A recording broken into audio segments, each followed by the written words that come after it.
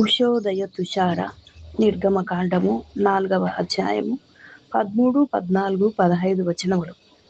అందుకతడు, అయ్యో ప్రభువా, నీవు పంపదలంచిన వానినే పంపుకొనగా ఆయన మోషే మీద కోపపడి, లేవీయుడగు నీ అన్నయ్య అయిన అహరోను లేడా? అతడు బాగుగా మాటలాడగలడని నేను ఎరుగుదును.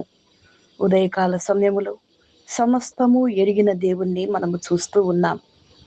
మోషే ప్రభు మాటకు వ్యతిరేకంగా నీవు పంపదలంచిన వానినే పంపుము అని ప్రభుకు వ్యతిరేకంగా మాట్లాడినప్పుడు మోషే మీద కోపపడిన విషయాన్ని మనం చూస్తూ ఉన్నాం. అనేక సార్లు మనం కూడా ప్రభు పిలుపునకు లోబడకుండా తలవంచని జీవితాన్ని జీవిస్తూ ఉన్నామేమో.